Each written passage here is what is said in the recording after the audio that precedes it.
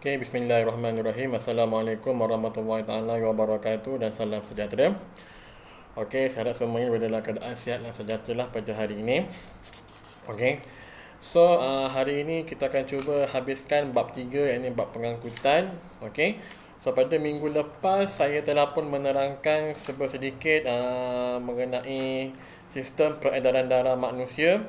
Okay, dan juga berkenaan dengan denyutan nadi, okay, faktor-faktor yang mempengaruhi kadar denyutan nadi seseorang.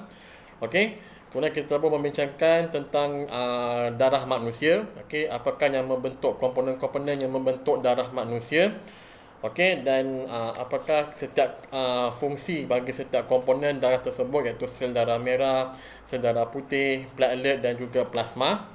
Okay. Kemudian kita dapat membincangkan berkenaan kumpulan darah manusia dengan menggunakan sistem ABO. Kita ada 4 kumpulan darah, iaitu kumpulan darah A, B, AB dan juga O.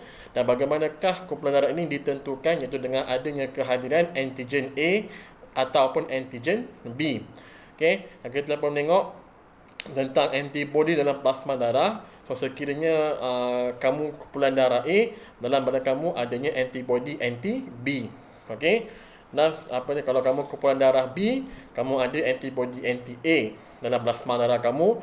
Dan kalau kamu kumpulan darah AB, kamu tidak mempunyai sebarang antibody anti-A ataupun anti-B. Dan kalau kamu mempunyai kumpulan darah O, kamu mempunyai kedua-dua antibody, iaitu anti-A dan juga anti-B. Okey. Dan kemudian kita boleh melihat kepada matching, okay, cross matching penerima dan juga penderma darah. Okay, di mana kita tahu kumpulan darah O dipanggil sebagai penderma universal, manakala kumpulan darah AB ialah penerima universal. Okey. Dan kita pun telah membincangkan kepentingan menderma darah dan juga kriteria-kriteria untuk seseorang individu menjadi penderma darah. Okey. So hari ini kita tengok kepada pengangkutan dalam tumbuhan. Okey. So seperti mana kamu maklum, tumbuhan ini dia mempunyai sistem pengangkutan yang agak ringkas, okay, yang tidak begitu kompleks, okay, seperti mana sistem peredaran darah manusia ataupun haiwan yang lain. Okay. So dalam konteks pengangkutan dalam tumbuhan, okay, so basically dalam tumbuhan mereka perlu mengangkut 3 perkara, okay, iaitu air, garam mineral dan juga makanan dalam bentuk kanji ataupun glukosa. So ketiga-tiga produk ini perlu diangkut, okay, dalam sistem pengangkutan tumbuhan. Okey. So bagaimanakah air? Okey, air diangkut, okey, ke seluruh anggota ataupun ke seluruh bahagian tumbuhan. Okey, semuanya bermula dengan satu proses dipanggil sebagai proses transpirasi. Okey. So transpirasi dapat ditakrifkan sebagai satu proses kehilangan air. Okey, satu proses kehilangan air dalam bentuk wap air, okey, dalam bentuk wap air dari permukaan daun, okey, dari permukaan daun ke udara secara penyejatan. Okey. So transpirasi ialah proses kehilangan air, okay, ke dalam bentuk wap air, okay, daripada permukaan daun, okay, melalui proses penyejatan. So ia adalah satu proses yang normal, okay, yang natural, okay, yang berlaku kepada semua tumbuh-tumbuhan. Mana air ini akan sentiasa hilang melalui satu struktur dipanggil sebagai liang stoma. Okey. So liang stoma selalunya terletak pada bawah daun. Okey. So kalau kamu ingat balik kerata rentas daun, kita ada bahagian epidermis atas dan juga epidermis bawah. Okey, so dekat bahagian epidermis bawah itu adanya satu struktur yang dipanggil sebagai liang stoma. Okey, di mana liang stoma ini akan dibuka ataupun ditutup, okey, dengan sel-sel pengawal. So sel pengawal ini dia akan mengawal bukaan liang stoma. So, transpirasi, yang ini proses kehilangan air dalam bentuk wap air ini, so dia akan berlaku melalui liang stoma, di mana air ini dia akan akan hilang daripada tumbuhan ke udara melalui liang stoma. Okey. So bahagian atas daun tu, iaitu epidermis atas, terbina daripada kutikel-kutikel berlilin, okey, yang akan memastikan air tidak akan hilang ke atas permukaan daun. Sebaliknya air ini dia akan hilang di bawah permukaan daun, iaitu melalui liang stoma. Okey. So ini ialah transpirasi. So bila transpirasi ini berlaku, Okay, so bila transpirasi berlaku, apa yang kita akan perhatikan bahawa bila air ini akan hilang. Okay, bila air ini hilang daripada tumbuhan melalui daun, apa yang berlaku secara tak langsung akan ada satu tarikan. Okay, akan ada satu tarikan yang wujud. Okay, satu tarikan yang wujud yang di mana di bahagian akar pokok. Okay, di bahagian akar pokok ini, apa yang berlaku ialah bila transpirasi ini berlaku, bila pokok kehilangan air, maka air yang hilang itu perlu diganti semula. Okay, so ini akan mewujudkan satu tindakan yang dipanggil sebagai tindakan kapilari. Okay, so tindakan kapilari ini akan menyebabkan air daripada permukaan tanah, okay, diserap masuk ke dalam tumbuh-tumbuhan melalui akar. Okay, so transpirasi ini dia bertindak bukan sahaja untuk menyejukkan pokok, tetapi pada masa yang sama transpirasi ini mewujudkan satu daya tarikan, okay, yang dipanggil sebagai tindakan kapilari yang lebih kurang sama macam vacuum. Okay, dia lebih kurang sama macam vacuum, di mana bila air hilang ke permukaan daun, okay, dia akan menarik, dia akan mewujudkan satu daya tarikan dipanggil sebagai tindakan kapilari yang akan menyebabkan air daripada tanah diserap masuk ke dalam tumbuh-tumbuhan melalui akar secara osmosis.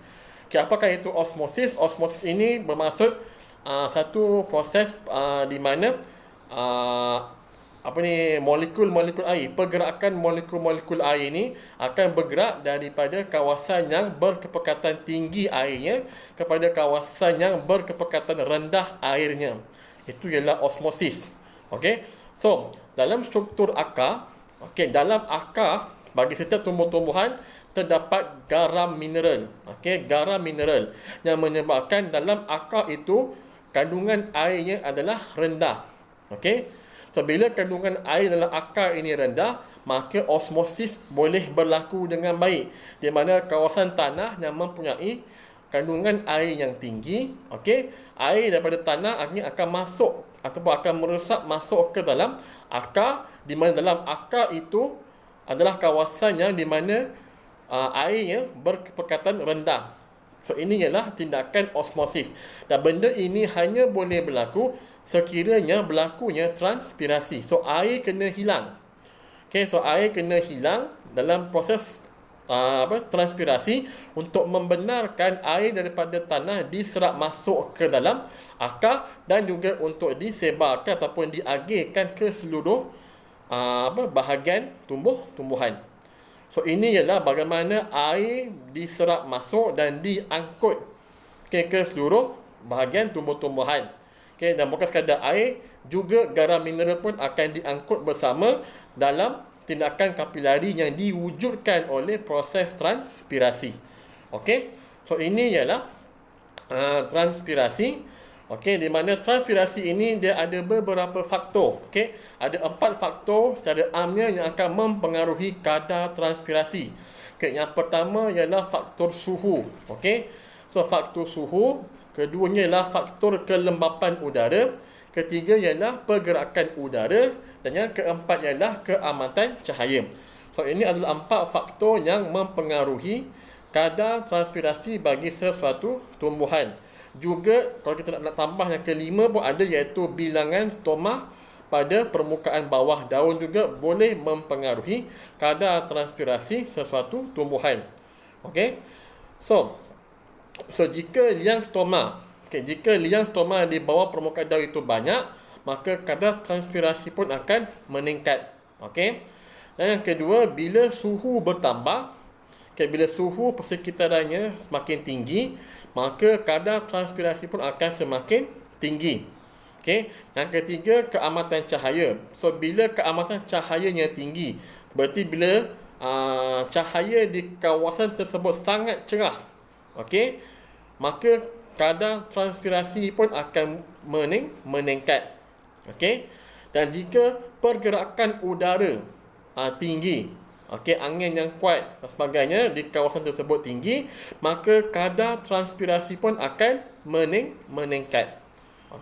Namun jika udara di sekelilingnya semakin lembap ataupun kelembapan udaranya tinggi, maka kadar transpirasi pun akan menjadi rendah. Okey, so hanya kelembapan udara sahaja yang akan bersifat secara songsang. So jika kelembapan udara tinggi, maka kadar transpirasi akan menurun.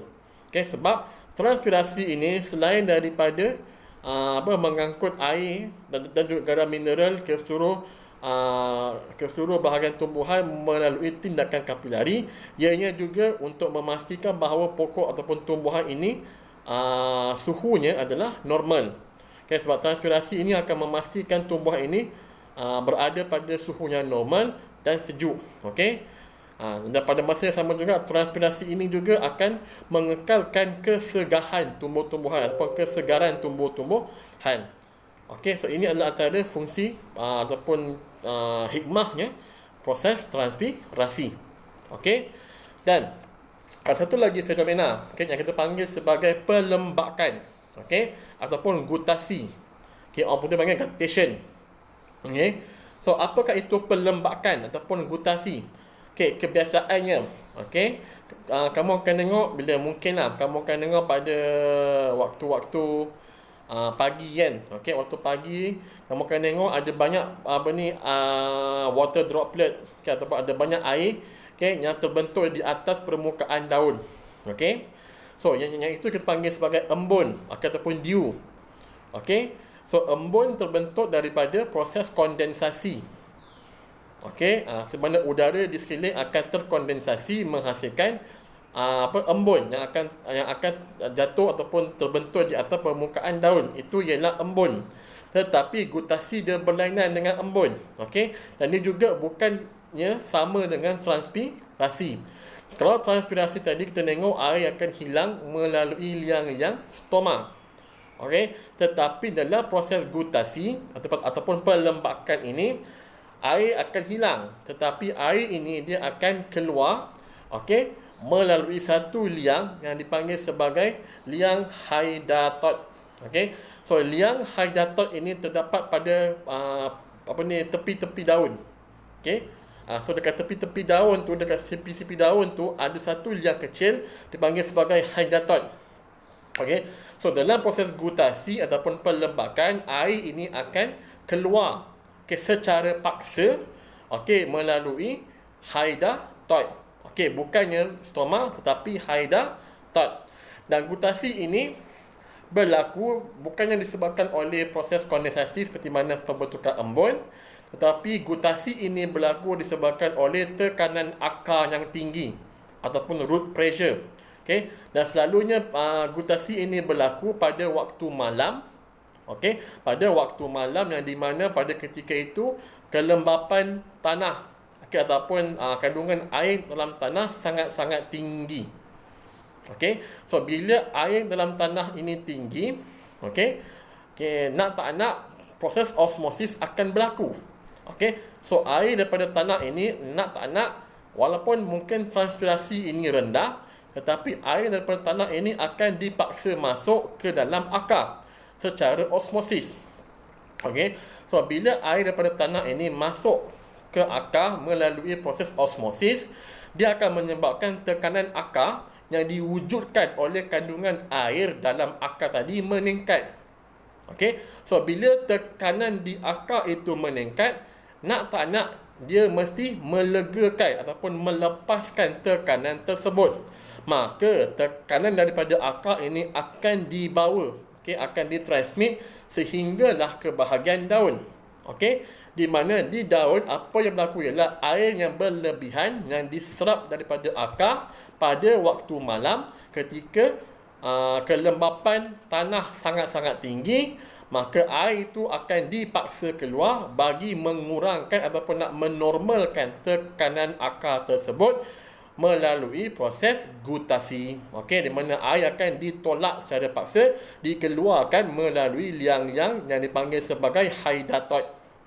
Okey, so gutasi hanya berlaku pada waktu malam di mana kelembapan tanah sangat tinggi dan air ini akan keluar, okay, pada liang hydatod, okay, dan bukannya pada stoma, di mana transpirasi dia berlaku pada waktu siang. Okay, pada waktu di mana suhu tinggi, cuacanya cerah dan sebagainya. Okay, pada waktu malam transpirasi jarang ataupun sangat-sangat rendah berlaku. Okey. So transpirasi tidak berlaku ataupun aktiviti transpirasi sangat rendahnya berlaku pada waktu malam. Okey. So gutasi yang akan berlaku pada waktu malam sekiranya kelembapan tanah sangat tinggi. Okey. Dan jangan kita confusekan dengan embun. Okey, pembentukan embun disebabkan oleh kondensasi udara, okey, yang berlaku pada mungkin waktu yang sejuk, okey, dan selalunya muncul pada awal pagi. Okey, dan yang mana air akan terbentuk daripada proses kondensasi dan akan melekat ataupun terbentuk pada permukaan daun. Okey. So kamu boleh tengok pada muka surat 103 rajah 3.11 itu. So itu ialah gutasi. Okay. So kamu akan tengok selalunya gutasi ni dia punya water droplet dia ataupun titisan air ini akan terbentuk di tepi daun. Okay. So sekiranya dia terbentuk di tepi daun, itu ialah hasil gutasi ataupun pelembakan. Jika yang terbentuk di atas permukaan daun, selalunya itu ialah embun. Okey, yang terbentuk daripada proses kondensasi. Okey. So ini ialah pelembakan ataupun gutasi. Okey. So bagaimanakah air ini diangkut dalam tumbuhan? Okey. So sama juga macam manusia, okey, kita ada sistem peredaran darah di mana darah kita diangkut dalam satu saluran dipanggil sebagai saluran. Okey. So darah kita diangkut dalam saluran iaitu arteri, vena dan juga kapilari. Okey. So tumbuhan juga ada sistem pengangkutannya yang dipanggil sebagai berkas vaskular. Okey, berkas vaskular. Mana berkas vaskular ini ada dua komponen yang dipanggil sebagai xylem dan juga phloem. Okey, xylem dan juga phloem.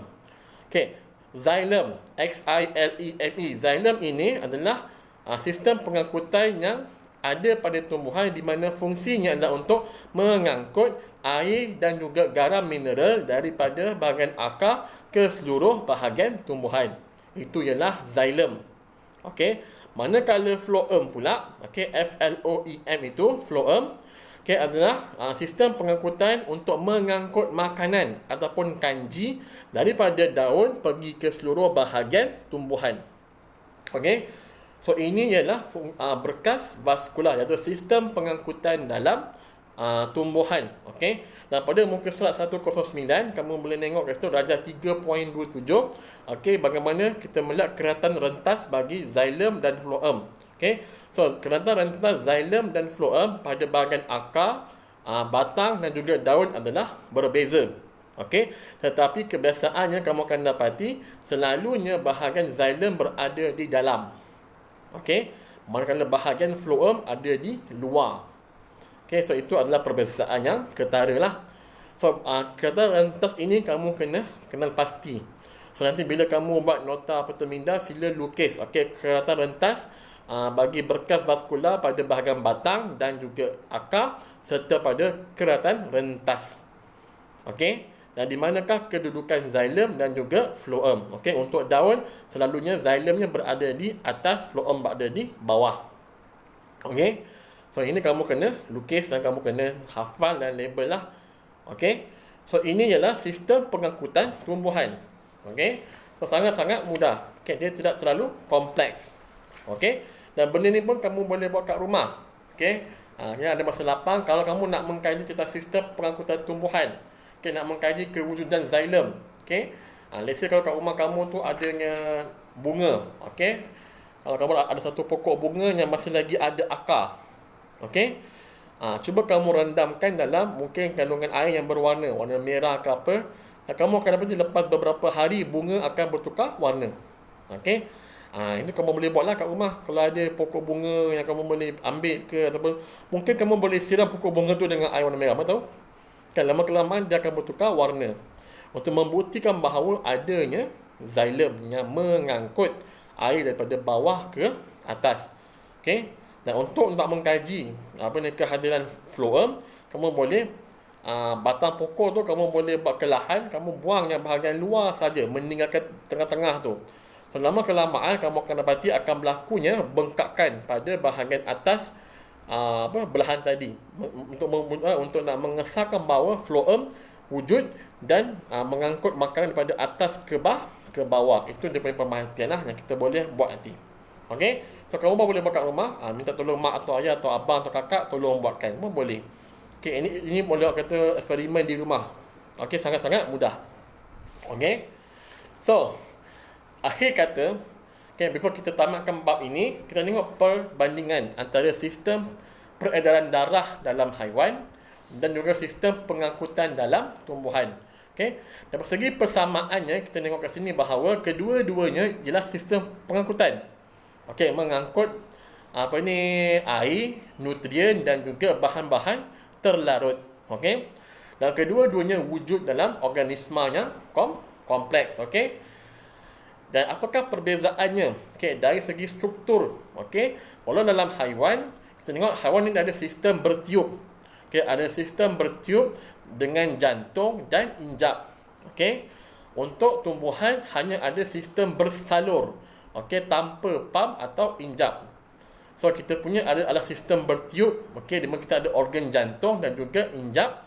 Manakala untuk tumbuhan dia merupakan sistem bersalur yang di mana sistem tersebut tiada sebarang pam ataupun injap. Okey. Yang kedua dari segi jenis salur pengangkutan. Okey, sistem peredaran darah dalam haiwan dia ada 3 jenis salur, iaitu kita ada arteri, vena dan juga kapilari. Okey, manakala untuk tumbuhan dia mempunyai 2 saja salur, iaitu xilem dan phloem yang dikenal sebagai berkas vaskular. Dan perbezaan yang ketiga dari segi sambungan antara salur pengangkutan. Okay, sambungan antara salur pengangkutan dalam sistem haiwan, arteri, kapilari dan juga vena disambung. Okay, menjadi satu salur yang berterusan. Okay, continuous piping. Tetapi untuk sistem pengangkutan tumbuhan, kedua-dua salur itu tidak bersambung. Okay, tidak bersambung dan merupakan 2 salur yang berasingan. Okay, so ini adalah antara perbezaan antara xilem dan phloem dalam tumbuh-tumbuhan dan juga sistem pengangkutan dalam haiwan. Maka dengan ini tamatlah sudah kita punya perbincangan tentang bab 3 yang ini pengangkutan. Okay, so untuk hari ini kamu akan diberi sedikit tugasan. Okay, so sila follow pada arahan tugasan tersebut. Okay, so sekian, terima kasih. Kita jumpa lagi pada kelas akan datang. Assalamualaikum warahmatullahi wabarakatuh.